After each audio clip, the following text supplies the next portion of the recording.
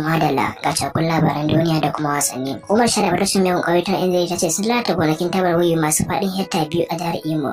Sojin Najeriya sun kashe 'yan ta'adda 48 yayin da 3,858 suka miƙa wuya. Hukumar INEC ta fara raba kayayyakin zaɓe a jihar Osun. Ƙungiyar ASU ta ce bata da masaniya akan tiriliyan 1.2 da ake cewa gwamnati za ta basu.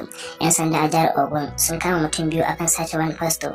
'Yan NDC a jihar Borno sun amince da kakar Shehu ya maye gurbin Kashim Shettima a majalisar dattawa. An samu ɓullar ta ƙyan bari a Saudiya. Kotun Gambia ta yanke hukuncin kisa kan tsoffin jami'an Jamma. An gano katon kawai da aka binne gawarwaki 8,000 da sojan Nazi na tsohon shugaban Jamus Adolf Hitler suka yi wa kisan kiyashi a lokacin yakin duniya na biyu a kasar Poland. Ivana Trump tsohon matar shugaban ƙasar Amurka Donald Trump wacce ta haifa masa 'ya'ya 3 ta mutu tana da shekara 73. Da kwallon kafa ta mata ta da ta roge ta kamar da ci 1-0 a wasan da na ƙarshe a ƙasar cin kofin Afirka da suka a ranar Alhamis. Najeriya bayan share tsawon lokaci ana kai kawo gwamnatin tarayyar Najeriya da ce ba ta da wata yarjejeniya tsakaninta da ƙungiyar malaman jami'o'i na ƙasar wato ASU. Tsohon gwamnan jihar Edo Adam Oshimole ya yi kare zaɓen musulmi biyu a matsayin ɗan takarar jam'iyyar inda ce zaɓin musulmi da kirista bai tsina na komai ba a Najeriya a baya ba. An ba sojojin tabbatar da tsaro da farautar bursunan da suka tsaye da gidan yarin Kuje a birnin Abuja, Najeriya.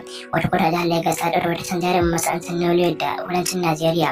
Olorin Oyinka James wanda aka fi sani da Baba Ejeshi shekara 16 a gidan yari. Kwankwas ya zaɓi Pastor Idris a matsayin mataimakinsa.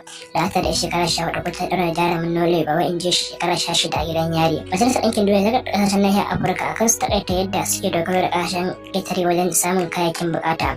Hukumar lafiya ta duniya ta gargaɗin karo yaɗuwar cututtuka daga dabbobi zuwa mutanen Afirka.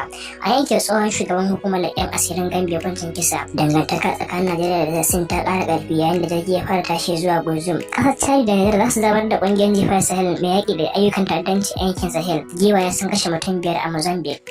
Duka suna cikin labaran da za mu kawo muku zuwa anjima a daga cikin kuɗin kuma da kwanan nan subscribe sannan ku danna alamar ƙwaro sanarwa da zaran mu ɗora sabon bidiyo za ku samu kan lokaci. Labaran kenan sai anjima.